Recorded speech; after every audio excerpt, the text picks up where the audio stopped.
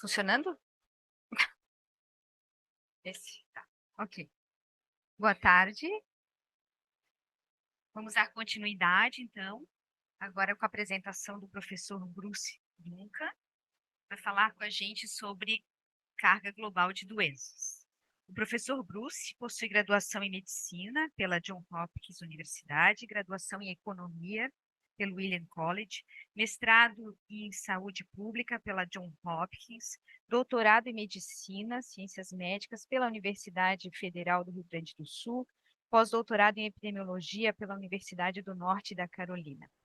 É professor titular da Universidade Federal do Rio Grande do Sul, área de atuação em saúde coletivas e com ênfase em epidemiologia, foco em diabetes, obesidade, fatores de risco para doenças cardiovasculares. Também em medicina baseada em evidência, atenção primária à saúde e carga de doenças.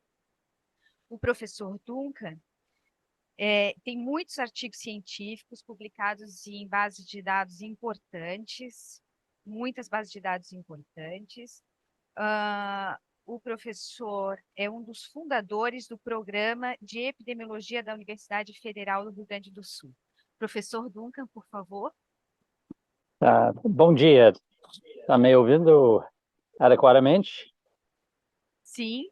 Bom, então,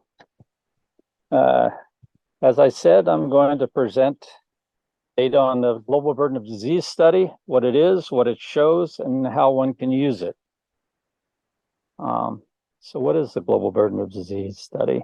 It's a systematic scientific effort to quantify the comparative magnitude of health loss due to diseases, injuries, and risk factors by age, sex, and geographies for specific points in time.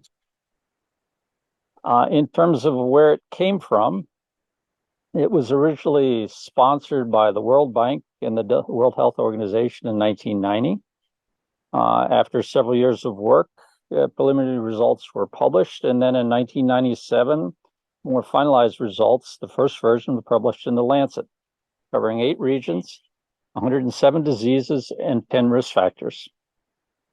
And then the next big jump was in 2007 with the creation of the Institute for Health Metrics and Evaluation, which is funded very generously, as in hundreds of millions of dollars, by the Bill and Melinda Gates Foundation. So things have changed from then to now.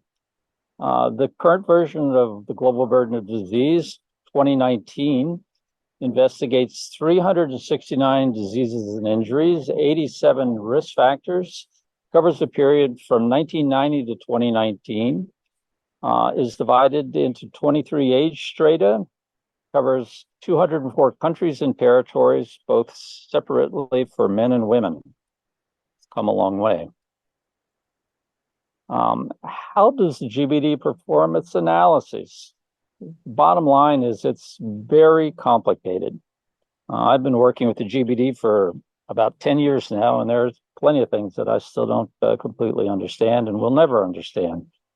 When those calculus symbols show up in the explanation, it's too far for me. But basically, the GBD assembles epidemiologic descriptive data about diseases and risk factors from around the world. It does systematic reviews going for prevalence, incidence, mortality, excess risk or relative risk of given diseases and risk factors for outcomes, and then puts all this into their computers and applies very sophisticated modeling processes and techniques with the objective of estimating basic disease metrics or indicators, and to fill in the blanks. What are the blanks? Well, the blanks are more than what's there, because they're estimating things for these indicators, these metrics for every year, for every locale. And for example, diabetes, a prevalence study. Brazil has a nice prevalence study of Brazil in 2013, and the Pesquisa Nacional de Saúde, another in 2019. But between then are blanks that need to be filled in. Brazil has very good data. Paraguay, not so good. So Paraguay borrows data from Brazil and the other countries around it to make its estimates of disease metrics. So that's to say the GBD borrows data from the countries around it to provide data for Paraguay. So that's at a very high level how it works. The main goal of the GBD is to estimate burden, and the main metric for burden is DALYs. The DALYs are disability-adjusted life years. That's to say disability-adjusted life years lost to disease. It's the number of years of healthy life, completely healthy life, lost. DALYs are made up of morbidity and mortality. On the left, you have YLDs, or years lived with disability, which cover the morbidity part. To the right, you have YLLs, or years of life lost, which cover the mortality part. If you look at the graph below, we have a life course of a person who began healthy, had a bout of a broken arm, and then had a bout of something more important, maybe a cancer that he was cured of. And then toward the end of his life, had some incapacitation, which left him bed rest. The GBD sums these events to create YLDs, the number of years he lived with disability, or more specifically, the full number of years equivalent lost of life due to the fact that he was living with disability. And then to the right, he died an early death. He died with some life expectancy still present. And this difference between when he died and his expected life expectancy is calculated as years of life lost, which is the mortality part. Going into a little more detail, GBD with respect to the mortality part and the YLLs, created a standard life expectancy table, which is shown on the right of the slide. This table shows for each age, or for each age strata, the expected number of years forward before death. It's the same for both sexes, all nations, and regardless of socioeconomic situation. It's estimated as the life expectancy of the country around the world with the longest life expectancy for each of these strata. And then to calculate YLLs, we have deaths in a given population, for example, taken from the Brazilian, if it's Brazil, taken from the Brazilian Mortality Information System. If someone dies at 5, as you can see from the table, his life expectancy was 81.8 years when he died. So his death contributes 81.8 YLLs, years of life lost. If someone died at 50, it produces only 37.6 YLLs. Thus, more weight is given to deaths that occur among young people. And YLLs for a population are the sum of all their deaths times the number of years premature to the standard life expectancy that these deaths occurred. And YLLs can be calculated for a given disease, say diabetes, a given risk factor like high body mass index, or overall for a country like for Brazil.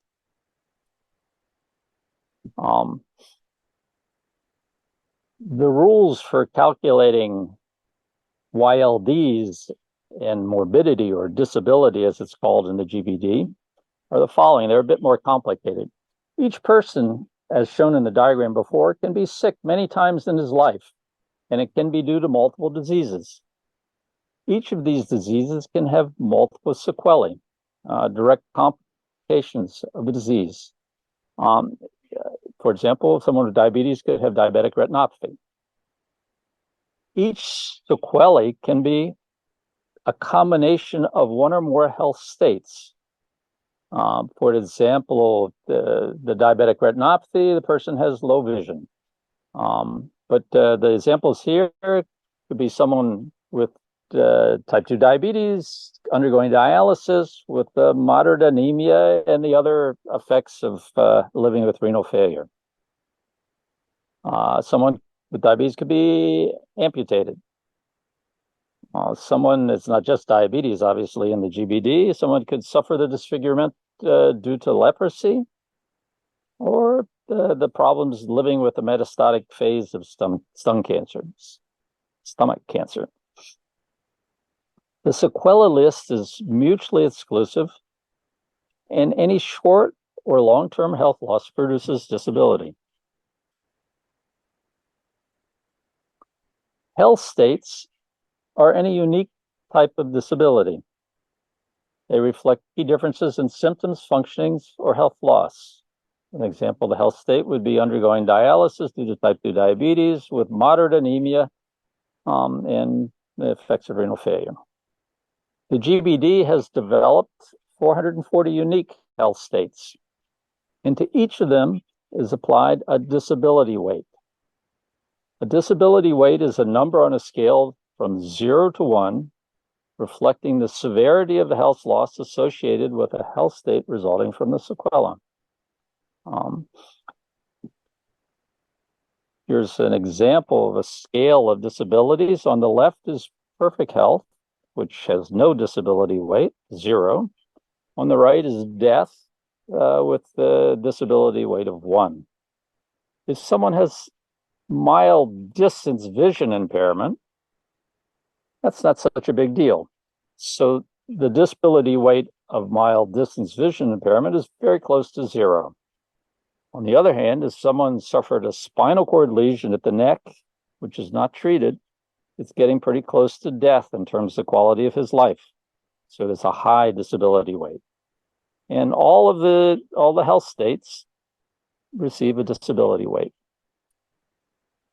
So to calculate the YLDs, or the burden due to disability or morbidity, for a given disease, and can be done separately for a given risk factor, within each of the age, sex strata, because everything is done in GBD on stratas of age and sex of a given country's location X here.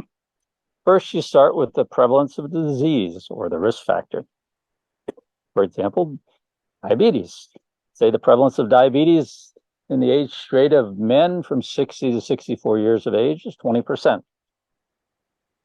And then one of the complications of diabetes is diabetic retinopathy with vision loss.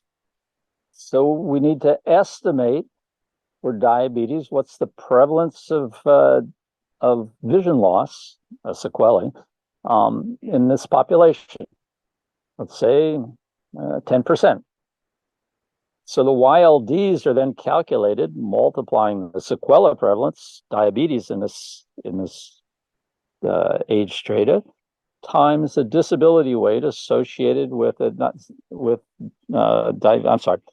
multiplying the sequela, which is diabetic retinopathy with moderate vision loss, times the disability weight associated with moderate vision loss due to diabetic retinopathy. Then the disabilities are summed. So if we're talking about vision loss here, the vision loss due to diabetic retinopathy is summed across all of the age sex strata to get the sum of this sequela in terms of YLDs for the population. And then diabetes has more than diabetic retinopathy as a sequela. We need to sum all of the sequela of diabetes, amputation, neuropathy, vision loss due to diabetic retinopathy, and so on. We need to sum the YLDs for all of them to get the YLDs for diabetes. And then if you wanted to know the YLDs for a given population, then you have to sum the YLDs across all the diseases, or if you're using risk factors, against all of the risk factors, to get the YLDs, or the sum of disability, the estimate of disability in population X.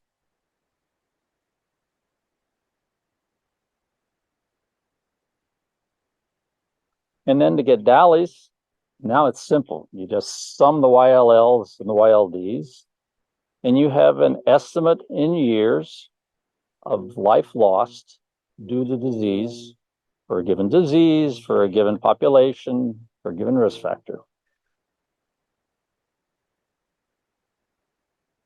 There are other details in the methodology. One of the details is the GBD has divided the world into 7 super regions, which are shown a key below, for example, East Asia Pacific or Latin America Caribbean. These super regions are divided into regions. The Latin American Caribbean region has the Caribbean, Central Latin America, and the colors on the map here, tropical Latin America, and Latin America Andean.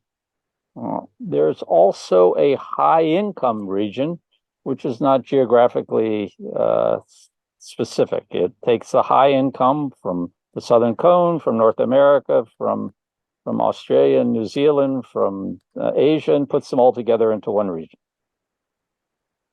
So there are 7 super regions, 21 regions, 204 countries and territories, and then 519 geographical locations, because some of the countries are broken down. For example, for Brazil, we have more than Brazil. We have each state has these estimates. These regions, locations are shown on the map. And GBD also created something called a socio-demographic index, which is a measure of development. You could think of it as equivalent of a measure of poverty, say, but it's development. They created a number for each locality, going from 0 to 1, 1 being most developed, 0 being least developed, and then stratified them into 5 SDI strata, going from low through low middle, middle, high middle, to high. And this is a map slightly old of these regions. You can see that the North America is all high. Africa is mostly low, with some low middle and a little bit of middle and high middle. Brazil, for example, is almost uniformly middle, although some of the Northeast states are low middle. At least they were when this was published, which I believe is 2016. Okay, let's move on to products. What has GBD produced? Well, GBD's produced a tremendous amount of stuff. 28,000 publications and counting. Free country visualizations, which I'm going to talk about a bit more, and also profiles, which you can find on the internet for your country if you're interested. The main publications are called capstones. They come out around every 2 years, although the pandemic has thrown things a bit off. And they are put together, they're published in the Lancet, they're put together into a single issue, and they emphasize the main findings of GBD on that round, because it's important to realize it's an iterative process. All is recalculated every 2 years now. So currently, if you went on the internet, you would find GBD 2019. Hopefully in 2 months, if you went there, you'd find GBD 2021, which is the upcoming version, which is basically ready and will be published shortly when the capstones all have come out. And when this renovation, this iteration happens, then all the data are new, all the data are re-estimated.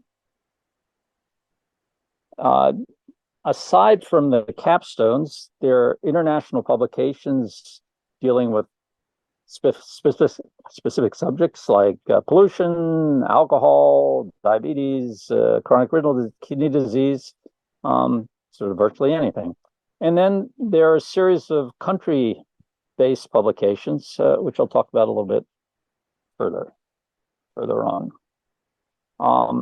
It's interesting to note that GBD has adopted the attitude of being very open and soliciting participation of collaborators. And around the world now, more than 10,000 people have said, yes, I want to be a collaborator. Being a collaborator permits access to co-authorship on certain publications and possibilities to contribute in any means of ways to making the GBD better. What it doesn't do is pay. So you can see countries like Brazil and Colombia and Mexico in Latin America have a large number of collaborators, upwards to 200. And then some countries have a tremendous number of collaborators. I think Ethiopia apparently has more than 1,000 collaborators. So let me talk now a little bit about an organization of this collaboration in Brazil. Brazil has a large number of collaborators, has for several years now, and in 2014 created a local network, Rede GBD Brazil, or Brazil GBD Network. You can see here it's composed of currently 150 researchers from 27 institutions around Brazil, from 10 of Brazil's states, and also with the support of the Ministry of Health. What does the GBD Brazil Network do? Well, it does, to a certain extent, everything that GBD does. It does, it's translated the GBD basic course, which is produced in Seattle, into Portuguese, and apparently coming up into Spanish for use, for better use by Spanish and Portuguese-speaking populations. Its main activity has been to produce publications, mostly dealing with GBD data in Brazil. There have been 3 supplementary issues of journals. The first, the Revista Brasileira de Epidemiologia, about 4 years ago, and then Population Health Metrics about 2 or 3 years ago, and then most recently in the Revista Sociedade Brasileira de Medicina Tropical, all of them with approximately 20 articles. It has stimulated production of several other articles, some of which are the topics of which are mentioned here, for example, analyses in countries of Mercosur. And so publication is probably the main activity of the network. But the network does a lot of things above and beyond that. It's involved in advising the Institute of Health Metrics, the home of the GBD, of data that exists and is not currently incorporated, in validating the metrics that are produced of publications, not just within the network, but that stimulates Brazilians to participate in the international publications also. The last supplement had contributions of 89 authors and 22 who came from 22 Brazilian and international institutions. So you can see it's a very collaborative activity. Speaking of permitting collaboration in international articles, so this is an article that we published. Everton Cousin, who currently works in Seattle with the GBD, was the lead author. This is a doctoral work of his. We published on diabetes in the Americas, for example, showing that there are hotspots for diabetes. There are hotspot regions. Central America and the Caribbean have much more diabetes, much more DALYs due to diabetes, much more burden than, say, the Southern Cone or North America. And surprisingly, this is the previous slide, the color coding here, with red being a larger percentage change in DALYs due to diabetes, type 2 diabetes from 1990, is occurring basically in countries which did not have the highest burden originally in 1990, or I'll ask currently. So what that means is that the burden is large because we also demonstrated that this burden is in the region is 20% greater than the world's burden. It's growing, as you can see here. The vast majority of countries, only the purple and blue didn't have an increase in burden. All the rest did. And it's expanding in the sense that it's affecting more countries which were less affected in the past. So if you who are listening are interested in using GB data and don't have much experience yet, let me talk a little bit in the close here of how you can use the GBD data. First of all, you can use it to get a better understanding of descriptive epidemiology of different diseases and risk factors, their incidence, prevalence, complications, risk factors, and burden. If you're involved in health systems, you can use GBD data for plan and also for evaluation of how things are going.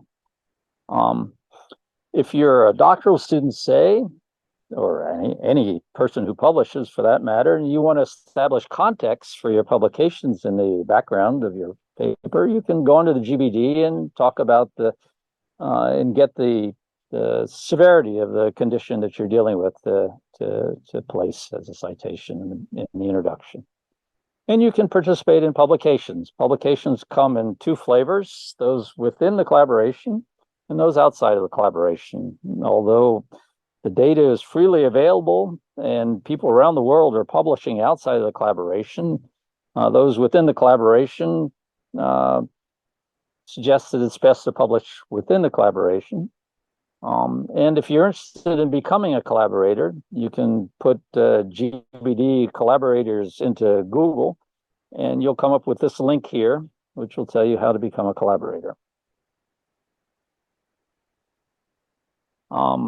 In terms of tools that if you want to use the data, you need to get access to it. So what are the means of access? First is the Global Health Data Exchange, which is a repository of, well, in 2016, there were 55,000 data sources. So in 2023, there are probably certainly more than 100,000 data sources, which the GBD has assembled. Publications, microdata from surveys, mortality data from the mortality data systems around the world, etc., which is the basis of their estimates. And then their visualization tools, the most important of which is GBD Compare, which I'm going to show some screen slides from now. If you're interested in knowing about the disease metrics of a given country or the world, where you need to go is GBD Compare. GBD Compare has presentations that deal with causes, so that's diseases or injuries, and also with risk factors. There are various measures that can be expressed: deaths, YLDs, YLLs, DALYs, incidence, prevalence, estimates of the prevalence of risk factors. You can do it for overall, for regions, for countries, for states in the countries that have broken down into states. You can do it for a given year. You can do it for an age strata, for men, women, or both. And using these different presentations laterally here, you can get dozens, if not hundreds, of different presentations. This one here, the heat map presentation, shows the relative prevalence of disease. The main causes of here, we're looking at DALYs, I believe. The main causes of DALY globally, for both sexes, all ages, that's to say not age standardized. And you can see that the main causes are ischemic heart disease, stroke, neonatal conditions, lower respiratory infections, and so on. The view here is a ranking. So here I have Peru. We're looking at DALYs. We're looking at all the age strata from both sexes. And you can see that in 2019, the main causes of DALYs or in Peru were malnutrition. These are risk factors, not diseases. These are risk factors: malnutrition, and then 3 metabolic risk factors associated predominantly with chronic diseases: high body mass index, high fasting plasma glucose, and high blood pressure, then air pollution, and then so on. And you can see the changes in these risk factors. You can see that, for example, the metabolic risk factors have uniformly increased as chronic disease has become more important over these 3 decades, and several of the risk factors that lead to problems with infections or maternal child health have decreased. If you want to compare countries, you can use this parameter pyramid here: males on one side, females on the other. I've pulled up the Latin America and the Caribbean. We're looking at, let's see, YLLs, years of life lost, for all causes. And you can see that Peru, particularly Peruvian men, have the least number of YLLs. Haiti, and for men, interestingly, the U.S. Virgin Islands have the highest YLLs. So you can, the GBD is particularly good for making comparisons between countries. And you can see trends. Here we're down at this here. We're looking at changes over years, going from 1990 to 2019. This is not for Brazil. This is for Rio Grande do Sul, my state. You can see that over time, the deaths have decreased. Types of deaths are shown here. Each of these colors represents a group of deaths. For example, cardiovascular disease, this has gone down considerably. Cancer, not so much. And the group of maternal and child health, infectious diseases, nutritional deficiencies has also gone down considerably over this period. So accessing GBD Compare is very good for doing this. You can download the data. You can download the graphs. You can download the data. It's a little bit more complicated. You need to go to another tool and download it, but it's available to do. So that's basically how you get onto the GBD. And I stimulate all of you to get on and who haven't done it before, to get on and try. It's a very valuable resource. And that's it. Thank you very much.